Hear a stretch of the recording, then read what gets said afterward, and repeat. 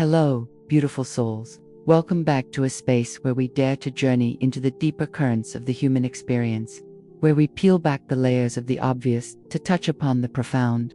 Tonight, we're venturing into a territory that many of us have navigated, often with a knot of anxiety in our stomachs. We're talking about silence, specifically your silence, and what he truly, deeply, and unconsciously thinks when you, the woman, choose to step back, to withdraw, to simply be quiet. It's a scenario as old as relationships themselves, isn't it? You've pulled back. Maybe it's deliberate, a conscious choice to create space. Perhaps it's a natural unfolding, a need for introspection, a moment to gather your own scattered thoughts, and the prevailing wisdom, the societal narrative, often whispers a different story into our ears, that your silence is a tactic, a test, a punishment, that it conjures fear, or perhaps irritation, in him.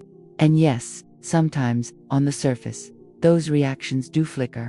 But tonight, we're going deeper. Much, much deeper. We're going to step into the vast, often unexplored landscape of the masculine psyche, guided by the luminous insights of Carl Jung. Jung, that titan of the unconscious, understood that beneath the ripples of conscious thought lie powerful, archetypal currents. He knew that our surface reactions are often just masks for deeper, more primordial responses, and when you, as a woman, go silent, something profound is stirred within the masculine. It's not always what you think. It's not always about manipulation or control. Often, it's about a confrontation with something far more ancient, something deeply embedded in the collective unconscious. Think about it. We live in a world saturated with noise, constant communication, instant gratification, the relentless ping of notifications. When you withdraw, when you create a void of sound, you're not just stopping communication, you're creating an absence, and in that absence, something has to fill the space. For him, in that silence, a mirror is held up. A mirror to his own inner world. Jung spoke extensively about the anima, the feminine archetype within the masculine psyche. This isn't just some theoretical concept, it's a living, breathing force. It represents his capacity for relatedness, for emotion, for intuition. When you, the external feminine, go silent, his anima is activated.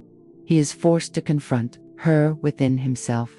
He's forced to grapple with his own feelings, his own needs, his own fears, that perhaps he usually projects onto you. He might feel a pang of longing, a subtle ache of separation, not because he fears losing you as an object, but because he's confronting the potential loss of that vital connection.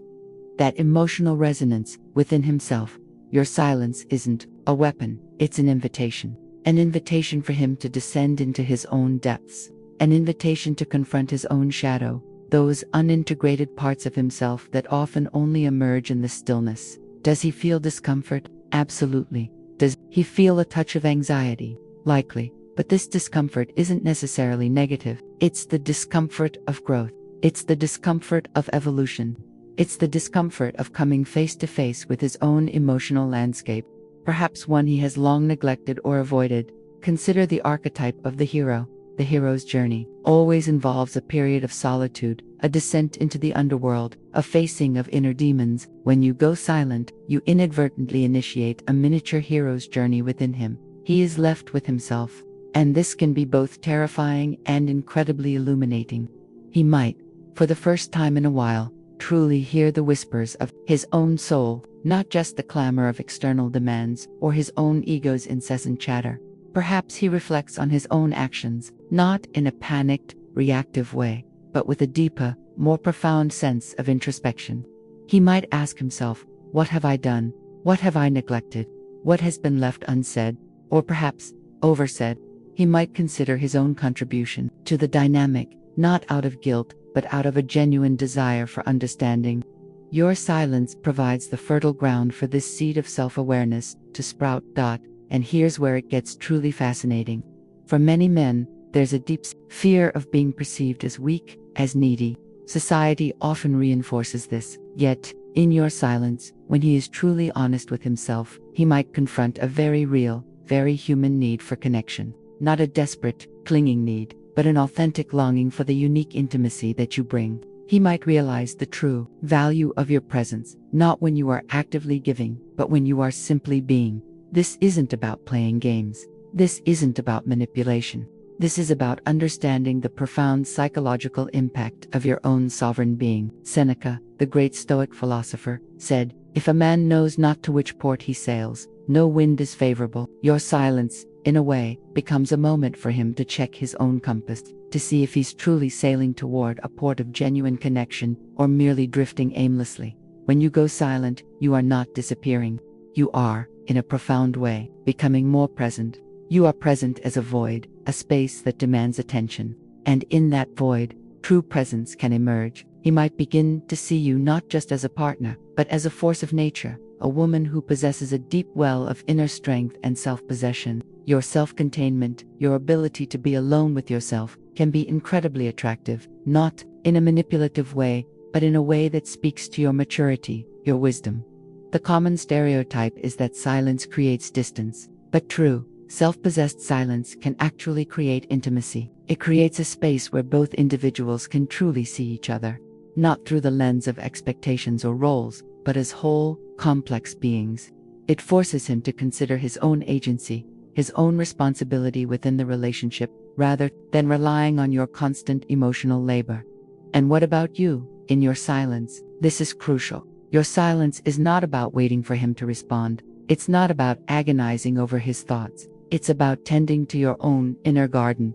It's about reconnecting with your own center, your own wisdom. Because the truth is, when you are truly anchored in yourself, when your silence comes from a place of strength and self-love, its energetic imprint is entirely different. It's not an absence of communication. It's a profound communication of self-worth. It's the difference between being alone and being lonely. When you are alone, you are with yourself, in a powerful, nourishing way. When you are lonely, you are pining for something outside of yourself. Your silence, when it comes from a place of inner wholeness, communicates a deep sense of peace, a quiet confidence that is, in itself, a powerful magnet. So, the next time you find yourself withdrawing, choosing silence, remember this: you are not just stepping back. You are creating a sacred space, a space for reflection, for introspection, for growth, not just for him, but for you. You are giving him the gift of confronting his own inner world, the gift of connecting with his own anima, his own emotional depth. And in doing so, you are allowing the relationship, if it is meant to evolve to a higher, more conscious level.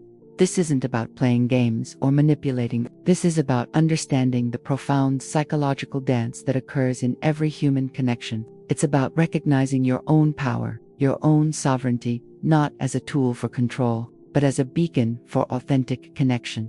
If this resonated with you, if it sparked a flicker of understanding, I invite you to like this video, to subscribe to the channel, and to join our growing community of soul seekers, because here, we don't just talk about relationships. We delve into the heart of what it means to be truly human, truly alive, truly connected. Until next time, nurture your silence. It holds more power than you know.